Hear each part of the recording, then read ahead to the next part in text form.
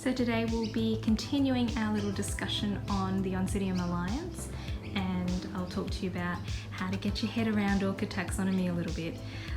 In this video I'm going to try to explain to you my understanding of orchid classification and taxonomy and what I've read about it, and really it's sort of organised in the way my thought processes flow. So if it seems really confusing to you, don't worry, it is confusing to everybody, but leave a comment down below or a question down below in the comment section and I will try and explain things as best as I can. So I'll start right from the beginning in terms of taxonomy. You have sort of like a tree that comes down. So right at the top of the tree is the kingdom, and orchids are plants, so they fall under the kingdom of plants. And then, you know, there's several little branches of the tree under there. So there's phyla, classes, order, and then orchids are a family of plants. So all orchids will fall under Orchidaceae, and that's where they belong in terms of taxonomy. Now next is genus. So the genus of your orchid is by far the name which gives us the best idea of general orchid care. In terms of the Oncidium Alliance as well, this is sort of where your subdivisions between the different Oncidium types occur. Then we have species, and this is like a subtype of the genus which exists in nature. So you'll see them with a lowercase name, and I've just got an example here, but it's not an Oncidium, it's a Dendrobium, because I don't have any species Oncidiums unfortunately.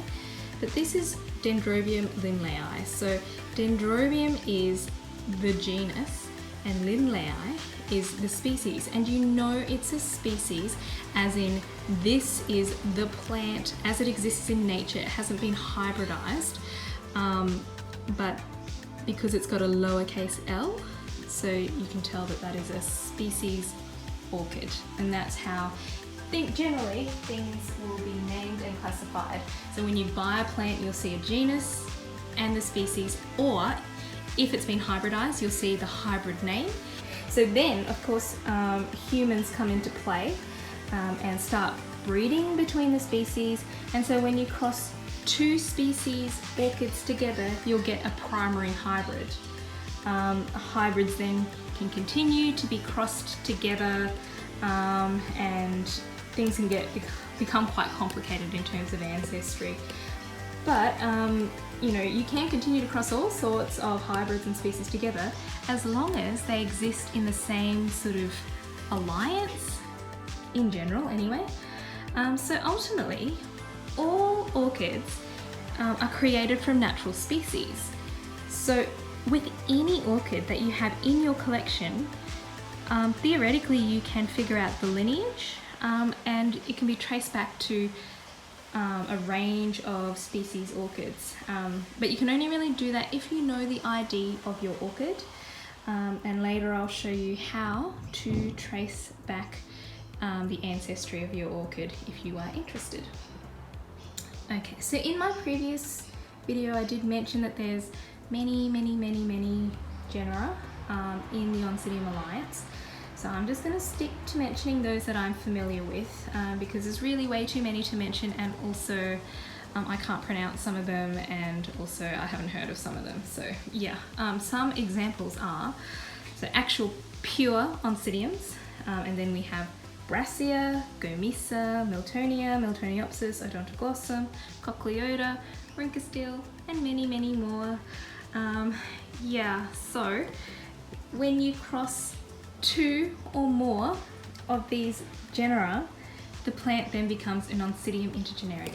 And here I've put all my intergenerics on this table because we haven't really talked about any of them yet in any of my videos. So when you cross two genera, the name is pretty simple. You usually get a combination of the two names, and although the order might vary. It does make a little bit of sense because it's reflective of what's in the cross. So for example, if you have a Brassia and a Miltonia crossed, you get a Miltasia or a Bratonia. But the more modern accepted name is Bratonia, and I reckon that's probably, my guess is to avoid confusion between Miltonia and Miltoniopsis, which are different genuses and require completely different care. So that's just my guess, and I will just show you my Bratonias. Okay, so the Bratonias tend to keep the Brassia shape a little bit. So the Brassias are the spider orchids, and I don't have any pure Brassias, but they've got like the really spidery looking petals and sepals, and these crosses tend to exhibit that spidery look as well. But this is the Miltasia estrellita, sweet senorita, and I only got this one quite recently. It came with a new growth. However, I was a bit careless and accidentally broke off this new growth. Anyway, I'm sure it'll recover and bring out something new, but I'll put a little picture up there as to what the orchid should look like. Here we've got Miltasia Phoenix Rising White Light, which just has this one new growth, but you can see it's quite a big orchid there. And here we've got Bratonia Charles M. Finch Pick Spider, which I've featured in one of my Orchids in Bloom videos, but this one is doing spectacularly with 1, 2, 3, 4 growths, and I actually divided this one as well into, well, it was meant to be 2 divisions, but it was accidentally 3 divisions. Now, the more difficult names come when there are actually 3 or more genera in the cross, and really there is no rhyme or reason to these names. They're often named after like people, and sometimes the easiest way to just find out what is crossed within them is to do a quick Google search. So some common examples are the Beallara, which is a Brassia crossed with Cochlioda, Miltonia and Odontoglossum. Then we've got Howeara, which is Leochilus, and Rodriguezia and Oncidium, and lots more. And let's be honest, like, the names are just jargon really. People have just crossed them and named it after themselves, and the names don't give us any indication of anything much really. So yeah, great. Are you confused yet? Because I'm just about to make things way more confusing for you. So, in the late 90s, a group of scientists working under the RHS, which is the Royal Horticultural Society, started a project of reassessment of DNA classification of all the orchid species. So basically, over the last 2 decades, they've released a number of publications covering different orchid genera and their classifications. So in 2010, volume 5 was published, and this included the reclassification of genera within the Oncidium Alliance. And so this just led to pretty much widespread changes in taxonomy within the group. In essence, a few of the genera within the Oncidium Alliance were merged or split, and some of them basically now cease to exist altogether. In my mind, I like to just think of 3 main changes. There are more, but they're of orchids that I'm not that familiar with, but there's 3 that I sort of just jump out at me, which are important. So the first, all oncidiums from Brazil with fused sepals are now gomesa. And they tend to include that typical dancing lady oncidium with, you know, the really large lips. And these lips are actually made more prominent by that synsepal, which is that fused sepal, which is quite small and sits at the back of the lip. The second is that the Leochilus species was divided a little bit, and a couple of major ones in that Leochilus species was transferred to Rodriguezia. And the main impact that has on some of my orchids is my Howearas, which are now not called Howearas.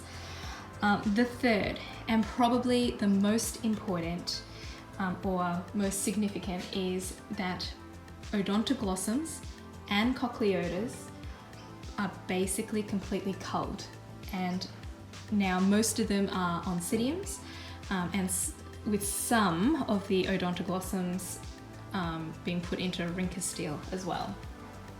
So then the ramifications of this extend to the names of all the hybrids that these plants have ever been crossed with. So any hybrids with Odontoglossum or Cochlioda just doesn't exist anymore. And this is really important, basically because now it's more difficult to figure out which of these Oncidium Alliance are cool growers, because the Odonts and Cochliodas, when they were a separate genus, were known as the main cool growers along with the Miltoniopsis orchids. So it was really fairly intuitive. If you looked up that name, like say a Beallara, and you saw that it had Cochlioda and Odontoglossum in it, then you knew it had some cool growing traits in it, and you knew that it would either tolerate or require lower temperatures in order to thrive. Now this is all a lot less clear, so I guess these continual changes just make up quite a stir in the orchid community, and basically a lot of nurseries and orchid people still use the old terminology. Some people use the new terminology, and for the hobbyist it's all very confusing. So now I'm going to show you some of my intergenerics. I may end up chopping and editing out some of them in case the video is too long, but what I'll do is I'll talk to you about what I've got and what they're now known as and why. These are my Beallaras. So I've got Beallara Peggy Ruth Carpenter here, Morning Joy, and I've got Beallara Matthias Glamour. And so Beallaras are originally Brassia, Cochlioda, Miltonia and Odontoglossum. Now, the Odontoglossums and Cochliodas in these mixes have been reclassified as Oncidiums. So now the Beallaras are actually called Aliceara. And Aliceara is Brassia crossed with Oncidium crossed with Miltonia. Same orchid, but because some of those genuses don't exist anymore, they are completely reclassified. And I guess the importance is that Brassia, Oncidium and Miltonia make up an Aliceara. None of those are really commonly known to be cool growing at all.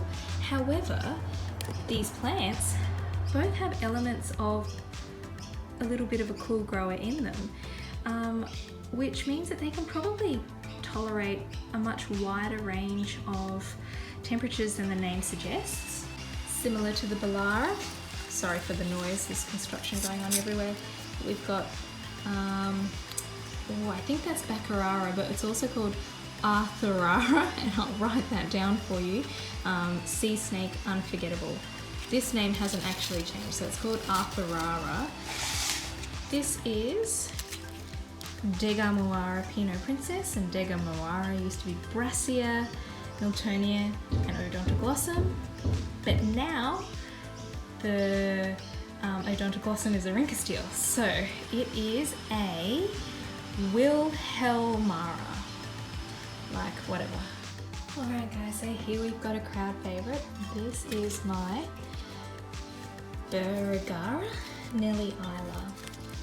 She came to me about 6 months ago, so she's doing pretty well, but the Burrageara is now known as Oncidiopsis. Now, the Miltonia that is in this is a Miltoniopsis.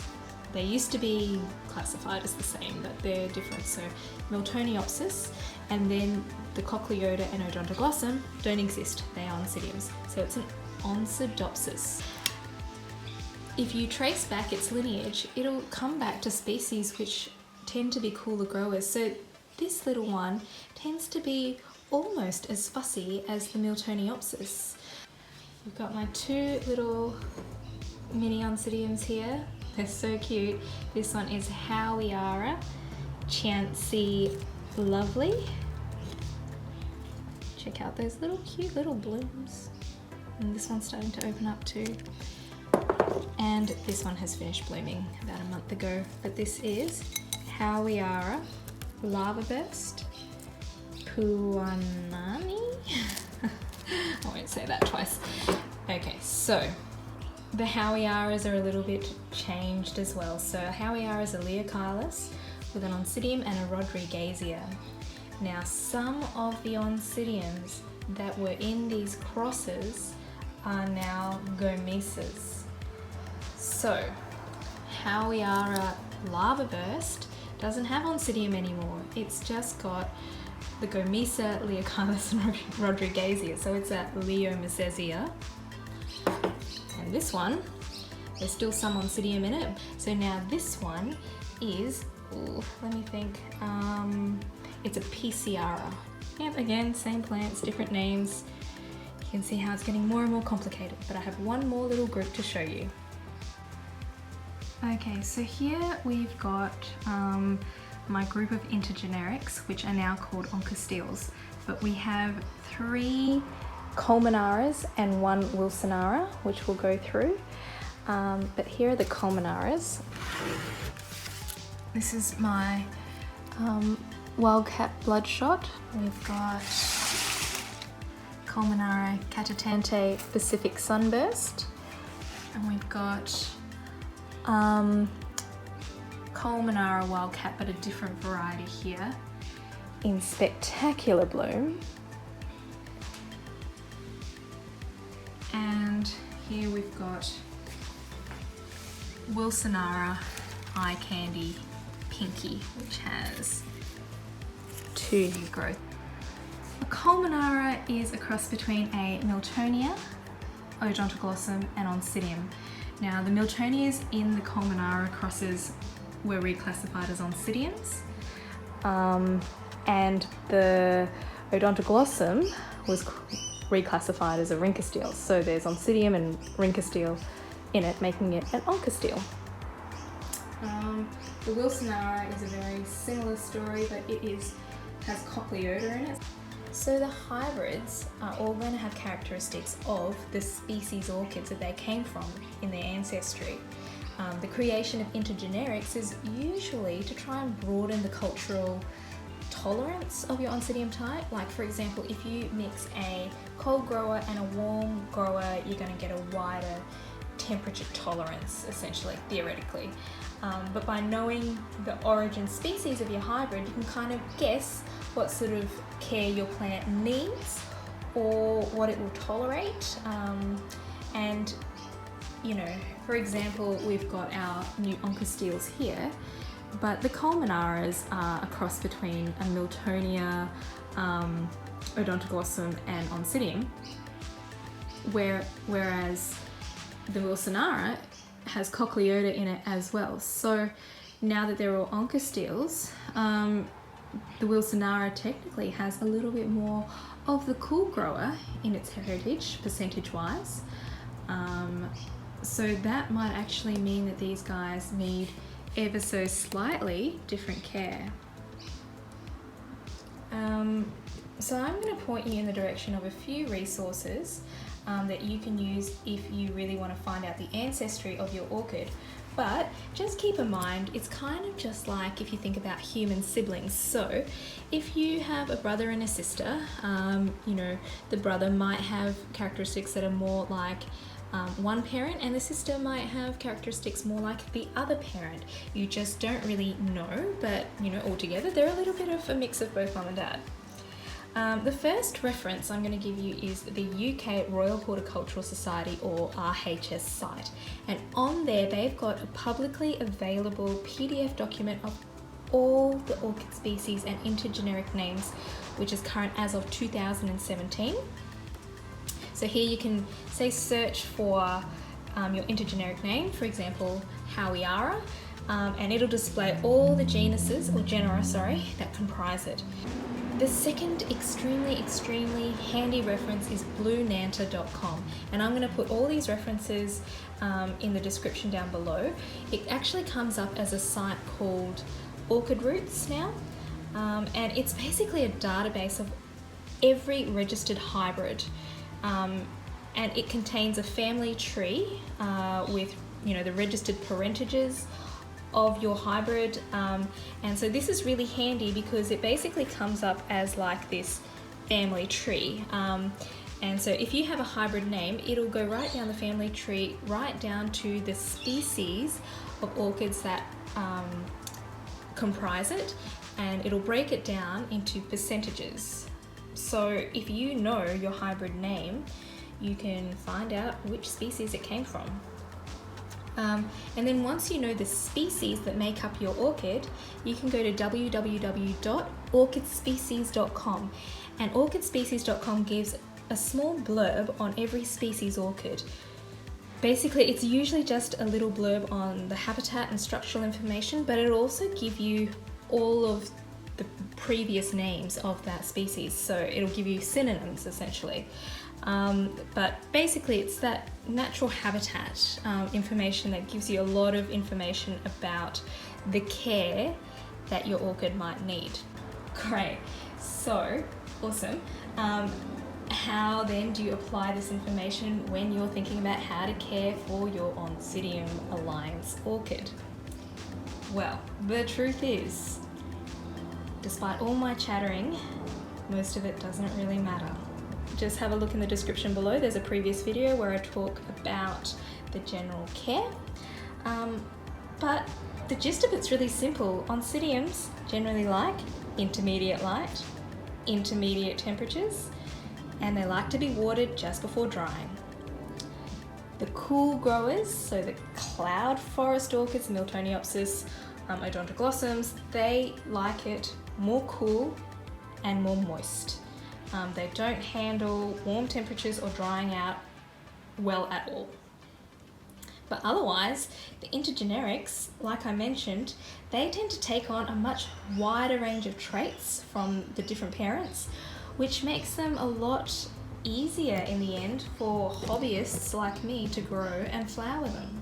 So guys, this is where I keep all my Oncidium Intergenerics. I don't treat any of them any differently. They all live on this north-facing deck. In winter, that shelf is a bit further back because the sun's a bit lower and there's too much direct sun. But the morning light gets filtered through those trees, so you get a bit of dappled morning light, but then after that the sun goes a bit higher and they just get bright shade. There's a really nice breeze going through here, but they get kept out here through summer and winter. My winters can drop to about 5 degrees Celsius, and the summers can get up to about 37 degrees Celsius, and they do just fine as long as I water them as they approach dryness. But yeah, the rest of it's really just about reading your plant. If you're noticing that the pseudobulbs are shriveled or the leaves are really crinkly, check the root system or give your plant more moisture if you're keeping it really dry. If they don't flower one year, move it to a brighter location with the next growth.